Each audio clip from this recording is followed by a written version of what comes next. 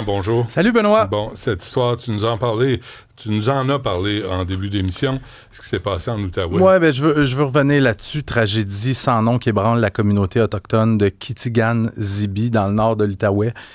Un père de 41 ans qui aurait abattu ses 2 enfants avant de retourner l'arme contre lui la nuit dernière.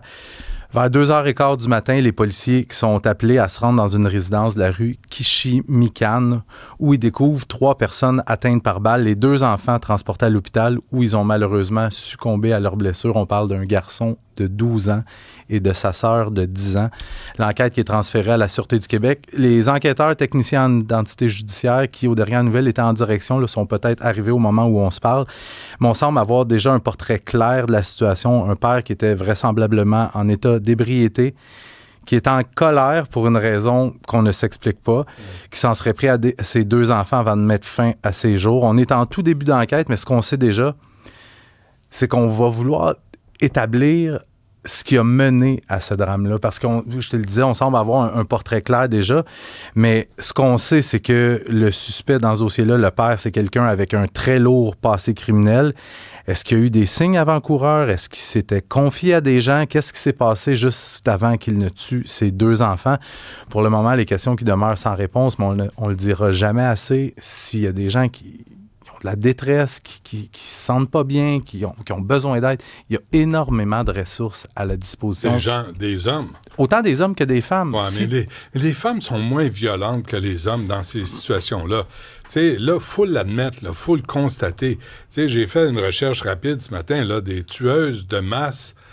Il y en a quelques-unes, puis bien juste, parce que souvent, ils étaient en collaboration avec un homme. Mais c'est les hommes qui prennent un gun puis qui tirent. Oui, mais tu sais, j'ai quelques cas. Ils ont noyé des enfants dans une baignoire. Adèle Sorella, mais qui avait été, je crois, acquittée quand même. Mais oui, sauf qu'il y a des ressources qui existent. Puis c'est important d'aller chercher de l'aide avant d'en prendre à tes petites ou à ta femme. Et de ne pas glorifier ce genre de geste-là. Absolument pas. Moi, on m'a dit, celui qui a projeté sa conjointe en bas du 3e étage là, au jour de l'an, il y a des gars qui écrivaient, c'est ça qui arrive quand tu n'écoutes pas. Là, tu dis, je peux pas croire qu'il y a des gars sans dessin, sans cœur, à ce point-là, pour écrire des conneries pareilles. C'est important quand même de mentionner qu'il y a un contexte dans cette histoire-là. Évidemment, ça n'excuse en rien le geste. Mais cette femme-là, on ne sait toujours pas si c'était son ex ou sa conjointe, mais elle s'est présentée là. Non, je le sais, elle avait des intentions violentes. Elle a cassé une vitre à l'intérieur avec une pelle, je crois. Mais elle a jeté personne en bas du 3e étage. Exactement. Mais il est accusé d'homicide involontaire et non de meurtre. Je sais que c'est des nuances, mais c'est important quand même de préciser. OK. Et l'autre, pas de libération conditionnelle pour un homme qui a tué son ex. Jonathan Mahotière est emprisonné depuis 2014 pour le meurtre crapuleux de son ex-conjointe. À l'époque, Mahotière a 18 ans. Sa blonde en a 17. Ils sont dans une chambre de motel dans l'est de Montréal. Sa blonde lui dit qu'elle l'aime plus, que c'est fini, qu'elle veut mettre fin à la relation et Jonathan Mahotière voit noir. Il y a de l'alcool qui a été consommé, mais il la saisit par la gorge et il l'étrangle pendant de longues secondes jusqu'à ce qu'elle arrête de respirer. Après le meurtre, il se rend dans une cabine téléphonique, appelle la police en disant qu'il a fait quelque chose de grave, mais il dit jamais ce qu'il a fait. Les policiers arrivent sur place. Évidemment, on constate le décès de la jeune femme. Il est arrêté, condamné à la prison à vie, sans possibilité de libération conditionnelle avant 11 ans. La défense avait pourtant essayé de faire gober au jury que Jonathan Mahotière a des problèmes de santé mentale. Il ne voulait pas vraiment la tuer. Aujourd'hui, Jonathan Mahotière, il considère que 11 ans passés en prison, c'est assez. Fait qu'il s'est adressé à la Commission des libérations conditionnelles pour obtenir une semi-liberté. La commission lui a refusé sa demande. Jonathan Mahotière a fait appel. Et là, on vient d'apprendre la décision a été maintenue en appel. Mais ça prend quand même du culot parce que Jonathan Mahotière, en prison, oui, maintenant, il exprime des remords pour ce qu'il a fait, mais c'est quand même quelqu'un qui a accumulé pendant ses années de détention plusieurs dizaines d'infractions disciplinaires. Il a aussi été pincé avec un cellulaire dans sa cellule, du tabac, de la drogue. Et il y a la mère de la victime qui a dit que le fait de garder Mahoutière en prison ne lui ramènera jamais sa fille, mais ouais. au moins ça pourrait prévenir d'autres victimes. D'autres victimes. Et des nouvelles de la femme attaquée par 3 chiens à Saint-Léonard. Ouais, ça fait maintenant 4 mois que cette Montréalaise a été sauvagement attaquée par 3 gros chiens. On s'en souvient, on en a parlé souvent ici. Des dogs argentins alors qu'elle arrivait au garage dans Saint-Léonard pour faire changer ses pneus de voiture. Eh bien, 4 mois plus tard, mon collègue à TVA, Kevin Crane-Desmarais, est allé aux nouvelles. La femme porte encore de très graves séquelles de l'attaque. Écoute, elle a perdu un morceau d'oreille, elle a perdu 2 bouts de doigts, un qui a dû être reconstruit entièrement. Plusieurs cicatrices dans le visage, sur la tête, mais c'est surtout sur le plan psychologique que ça ne va pas. Elle est en choc post-traumatique. Elle a la difficulté à dormir. Chaque fois qu'elle ferme les yeux, elle revoit la scène des 3 chiens en train de la dévorer vivante.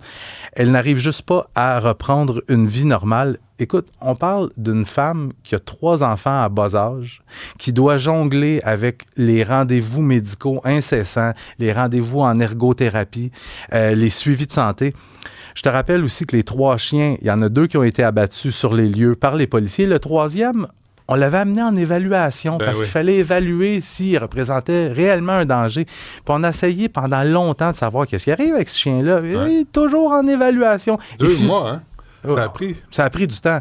Et finalement, on a fini par l'euthanasier. On a eu la confirmation qu'il avait bel et bien été euthanasié, ce 3e chien-là. Puis l'autre élément aussi qui est important de mentionner dans cette histoire-là, c'est que le DPCP, directeur des poursuites criminelles et pénales, a confirmé qu'aucune accusation criminelle ne serait portée contre le propriétaire des chiens. Bon.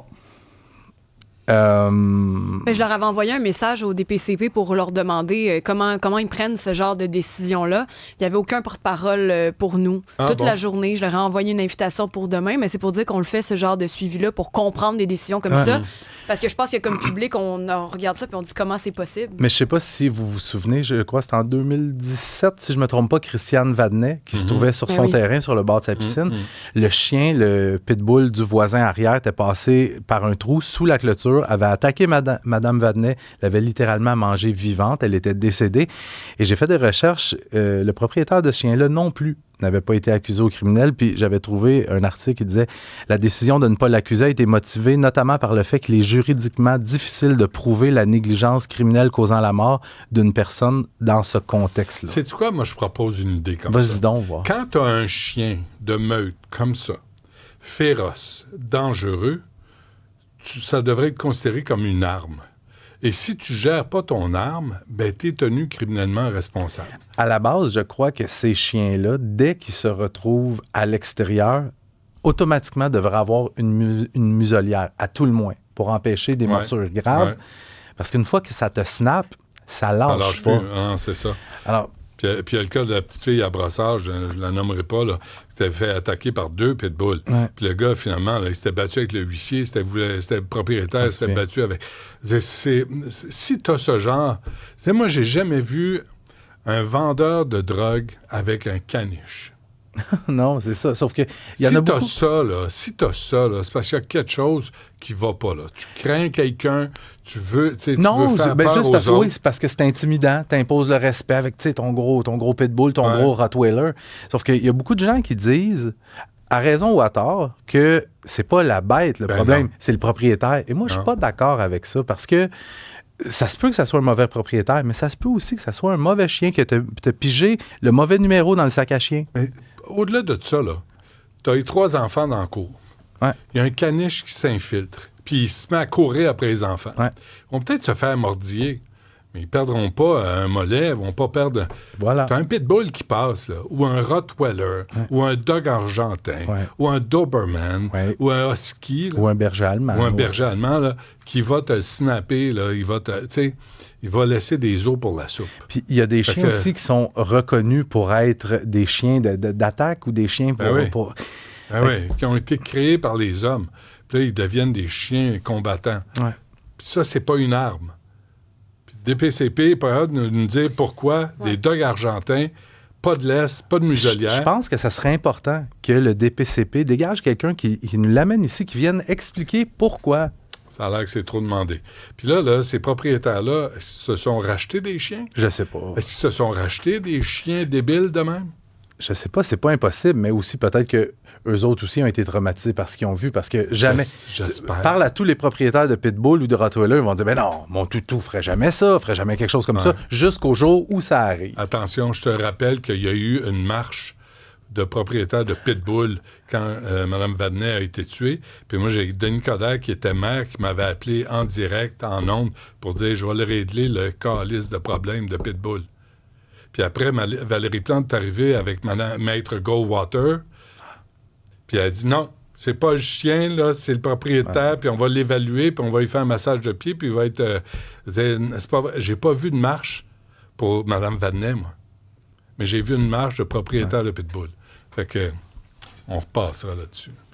Sur ces belles nouvelles, ouais. C'est tout, c'est assez. C'est chiant comme chronique, ça n'a pas d'allure. Merci, Max.